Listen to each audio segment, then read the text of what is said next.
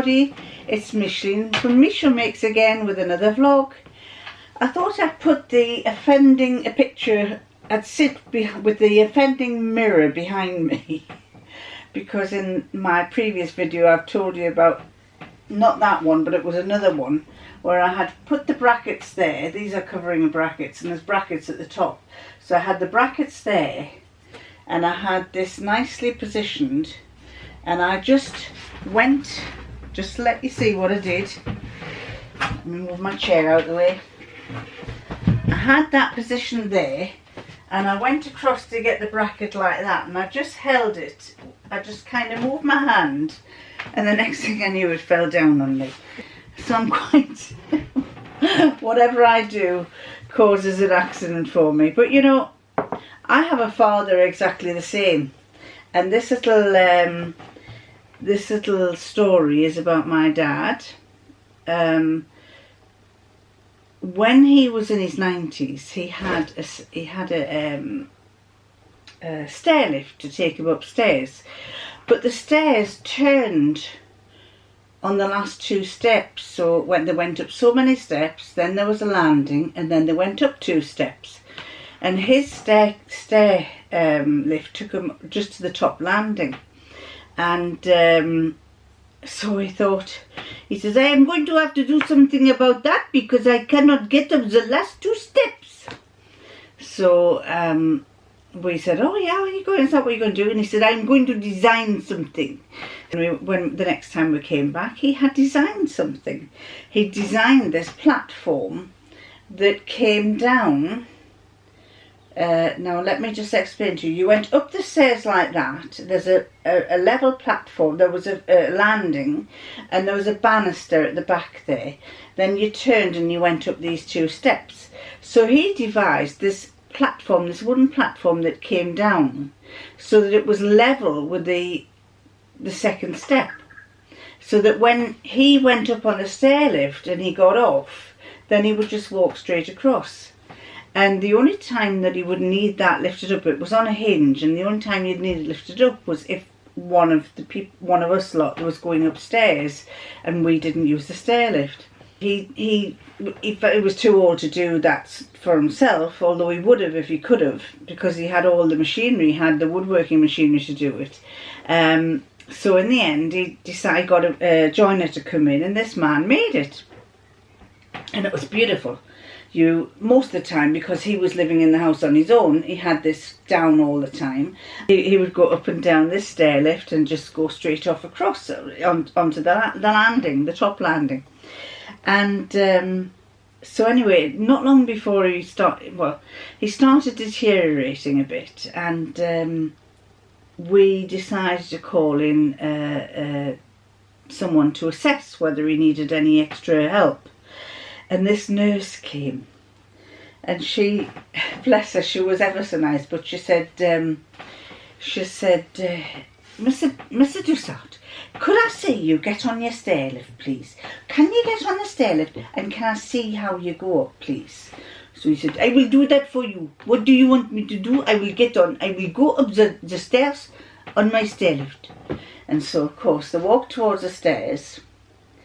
And she, first of all, he just sat in the stair lift and just, Mr. Dussart, just thought, she's got to get panicked. Mr. Dussart, why aren't you fastening yourself in? Why aren't you fastening yourself in? And he says, I never fasten myself in, woman. He used to call the woman. And she says, but Mr. Dussart, you might fall out. He says, if I fall out, I fall out. It is not a problem. So she's standing panicking, you know, and off he goes up the top of the stairs. And then she's, Mr. Dussart, what's that at the top of the stairs? Her hands are twiddling all the time. He said, it is, I have it made. It is a thing that comes down, and it is down there, and I can walk straight across. And she said, oh, Mr. Dussart, I am a bit worried about you, Mr. Dussart. Then he came back downstairs, and she asked him, at that point they had got a bed for him, and it was a downstairs bed, because he used to go to bed upstairs, and this bed had been brought, and she wanted to see how he got out of the bed. So his normal practice was to get his walking sticks and wedge them on the bed and then lever himself up like that. He wasn't a very big person. He was, you know, he reckoned that when he, towards the end, he was the same weight as he was when he was about 18. But anyway, and he wedged himself up like that and got up and said, "Oh, Mr. Dussel, you shouldn't be using a walking stick to do that." And he says, "Why not?" She said, "Mr. Dussel, you might fall and hurt yourself."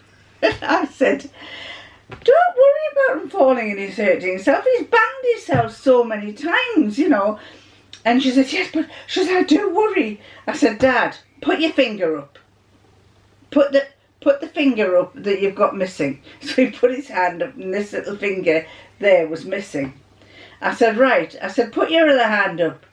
And I said, and there he had the thumb missing. I said, "When did you cut that finger off?" He says, "When I was 8. I says, "When did you cut the thumb off?" He says, "When I was 86. He had been chopping wood, slicing this wood on his circular saw, and he'd been cut. My mum had a dado rail that went round a sitting room, and she had plates on them, and they were kind of leaning back a bit. And she said, Jacques, I would love you to put some, just to try and get them to be more upright." So he said, "I will sort it out. I will go down to the garage and I will make you something." So he went and got these little blocks of wood.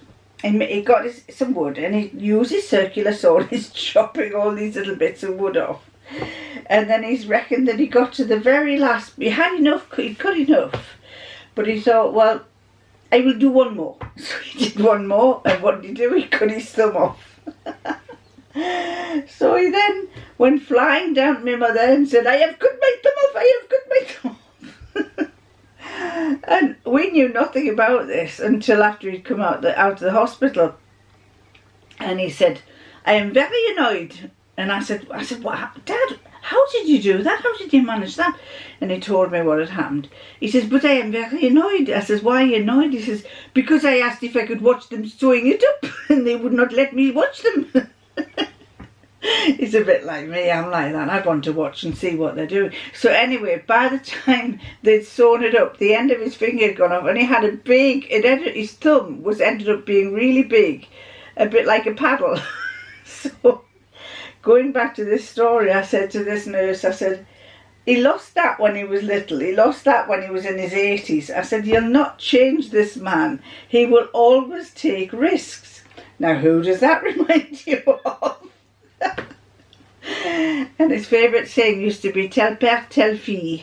It's normally "tel père, tel fils," like father, like son. But it's "tel père, tel fille," because I was always doing things that my dad used to do. So, yes, this bit behind me is just the kind of thing that I would do, drop something on my leg.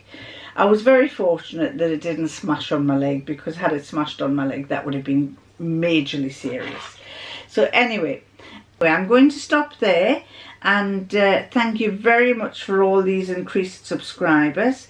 I hope I amuse you. I think you all keep saying that I do. My aim is not just to sew, but my aim is to amuse you. My aim is because we are all getting older, and quite a lot of my subscribers are oldies like me, or even older, or even younger. A lot of you are oldies. A lot of you, there are some of you who are single and have no other half, and so you must spend a lot of time looking and watching things, and you like to find somebody who you feel is nice to talk to. And that's what I want to do. I want to be the person at the other end of the camera that you feel is coming into your home and giving you a little bit of happiness, making you laugh. That's me and him in there. Oh, he's not in there. He's through there and up the stairs and playing his guitar up in the guitar room. But he loves to amuse you as well. And I think in one of these episodes I'm going to put you a couple of snippets of him amusing. How can I say this? It's nice just to have friends that you can watch.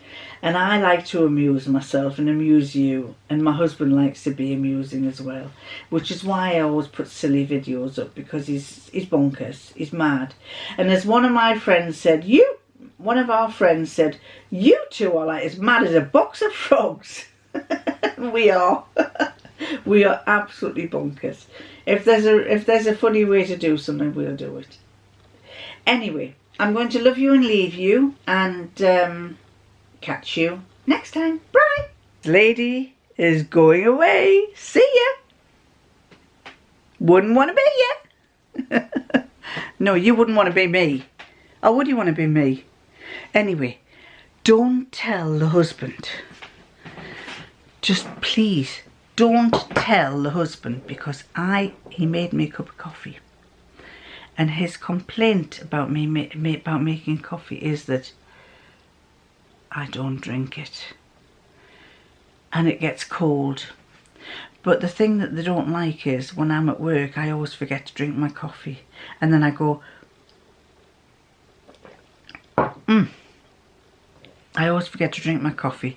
And I'll say, oh God, I've forgotten to drink my coffee. I'll have it now. And I drink it cold. And they go, oh, I can't imagine you drinking cold coffee.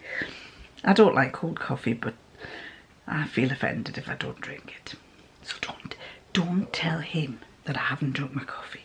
So I'm going to sneak into the kitchen and throw it down the sink. See you next time. Bye.